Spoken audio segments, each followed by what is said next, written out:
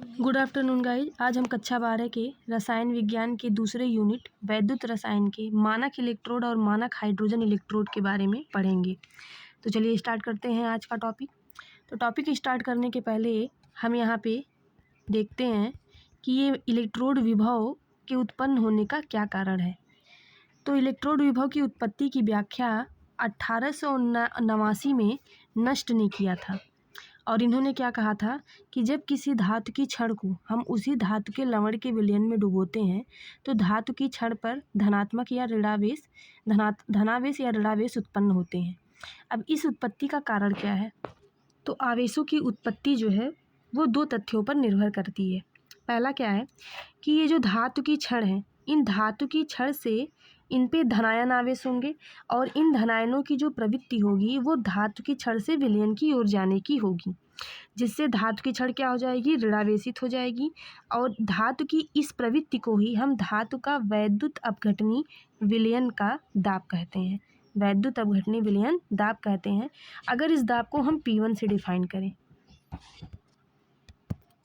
तो धातु की छड़ पर ऋणावेश के कारण ऋणात्मक वैद्युत विभव उत्पन्न होगा और विलयन पर धनात्मक विद्युत विभव उत्पन्न होता है। दूसरे कंडीशन में ये जो धातु है, विलयन में ये जो धातु है, इस धातु के धनायन इस विलयन को छोड़कर परमाणुओं के रूप में धातु की छड़ पर जमा हो जाते हैं, जिससे इस धातु की छड़ क्या हो जाती है? धनावेशित हो जाती है। और विलयन की इस प्रवृत्ति को हम विलयन के धनायनों का परासरण दाब कहते हैं।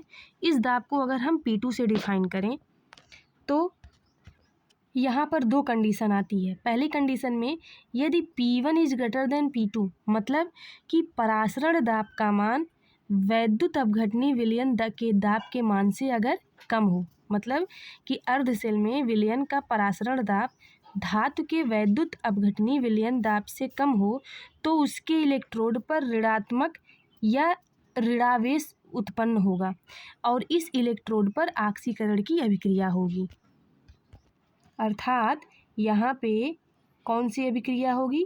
ऑक्सीकरण की अभिक्रिया होगी और इलेक्ट्रोड पर ऋणावेश या ऋणात्मक वैद्युत विभव उत्पन्न होगा। दूसरे कंडीशन में यदि P2 is greater than P1, मतलब कि जब अर्ध सेल में विलयन का परासरण दाब धातु के वैद्युत अपघटनी विलयन दाब से अधिक हो तो अर्ध सेल के इलेक्ट्रोड पर धनावेश या धनात्मक वैद्युत विभव उत्पन्न होगा और जब धनात्मक वैद्युत विभव उत्पन्न होगा तो इलेक्ट्रोड पर कौन सी अभिक्रिया होगी? अपचयन की। तो यहाँ पे अपचयन की अभिक्रिया होगी। यही है इलेक्ट्रोड विभव के उत्पत्ति का कारण।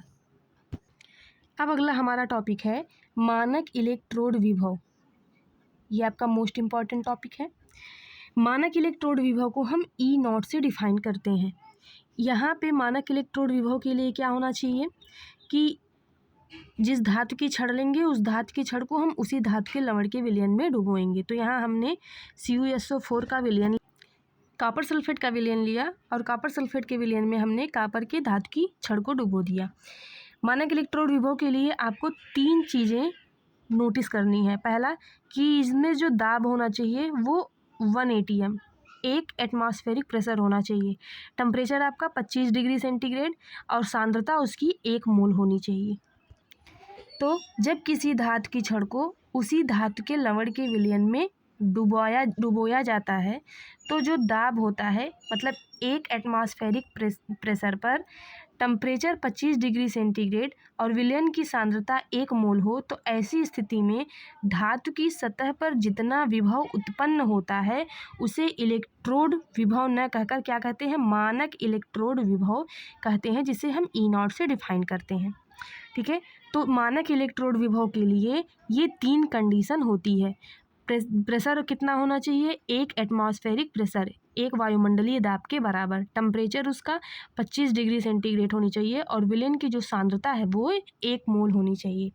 प्रत्येक तत्व या धातु के लिए मानक इलेक्ट्रोड विभव का मान अलग अलग होता है। कहीं कहीं पे इस 25 डिग्री सेंटीग्रेड की जगह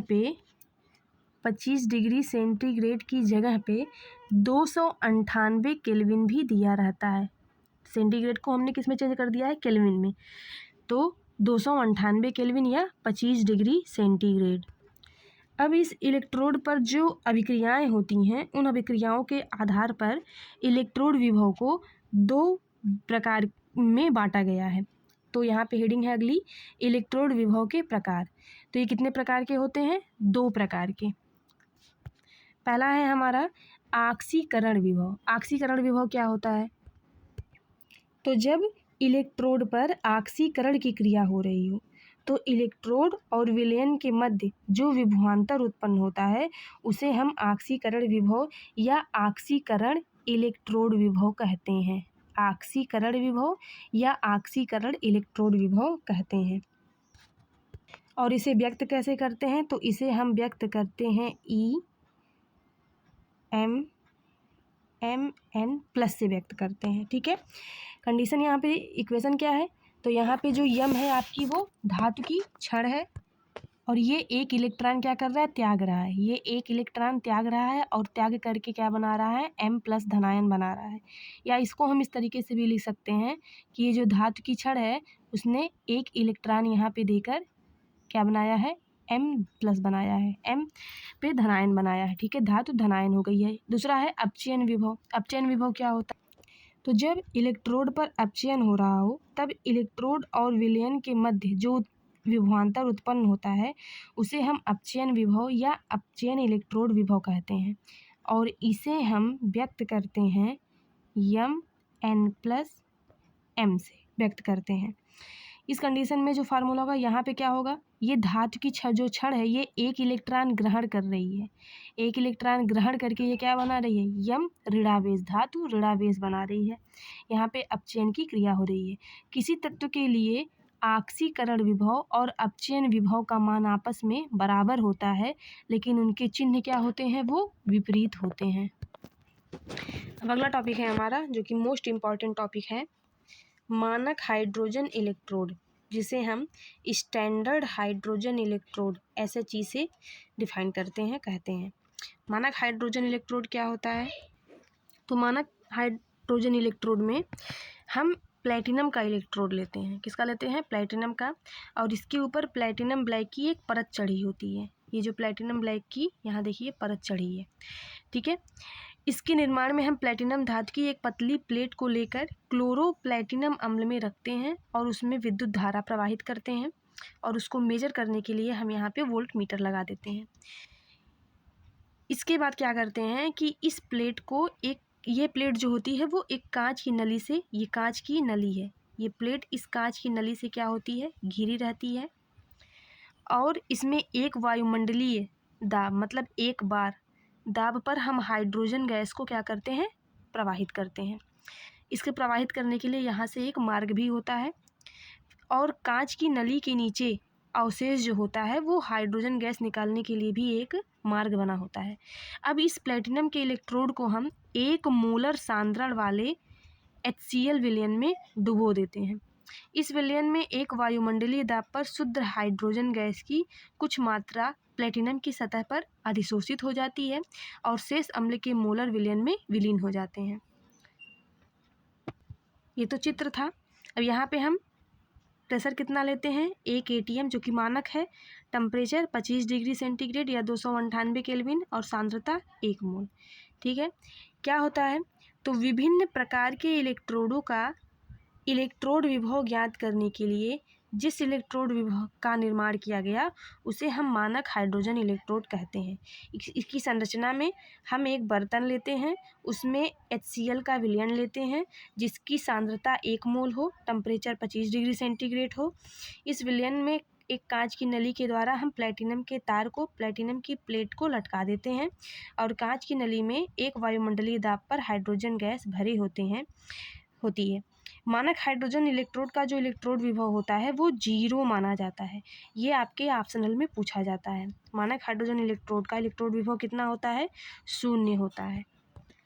अब इसकी क्रिया विधि है, ये कार्य कैसे करता है? तो हम जिस नए इलेक्ट्रोड का विभव ज्ञात करते हैं उसे हम SHE के बराबर में रखकर, मतलब मानक हाइड्रोजन इलेक्ट्रोड के बराबर में रखकर दोनों के बीच एक वोल्टमीटर जोड़ लेते हैं और वोल्टमीटर में जो रीडिंग प्राप्त होती है वही उस नए इलेक्ट्रोड का इलेक्ट्रोड विभव होती है। तो आज के वीडियो में बस इतना ही। नेक्स्ट टॉपिक अगले वीडियो में मिलेगा। इसके लिए चैनल को लाइक करिए, सब्सक्राइब करिए। थैंक्स।